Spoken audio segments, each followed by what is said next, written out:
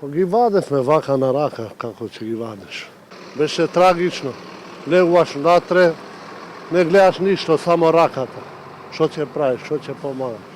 Жителите на Ласкарци се уште се потресени од она што го доживеа вчера. Велат дека никогаш нема да ги заборават тие страшни часови по несреќата.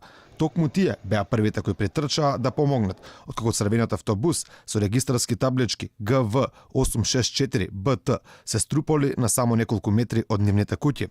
Пискотници, лелек и плач одекнувале од сите страни, додека мештаните со сите сили се обидувале да ги извлечат повредените од смачканиот автобус.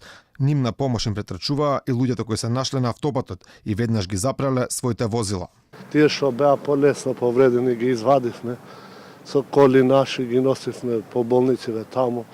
После стигна брза помош, тоа што можевме помага. Сведоците раскажуваат дека дел од патниците излетале уште додека автобусот се тумбал, но тие во суштина имали најмногу среќа, минале со полесни повреди. Најстрашно било во задниот дел кој е целосно згмечан. Тие што беа надвор, скршена рака, скршена нога, а тие што беа испод автобусот, не можевме да излеземе. Викневме багер, 10 тонски што дига, со багер нешто како ги подигнал, ми ги повлечевме живи тие.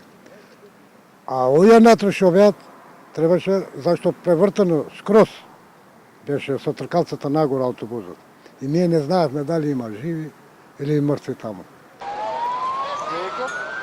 Синоќешните плачи лелек, како и звуците на сирените, денеска беа заменети со тишина. Автобусот кој го имаше своето последно патување беше кренат со кран и однесен на вонреден технички преглед. Останаа само расфрлани куфери, крвава облека и ситни предмети, оградени со полициски ленти кои го обезбедуваат местото на трагедијата.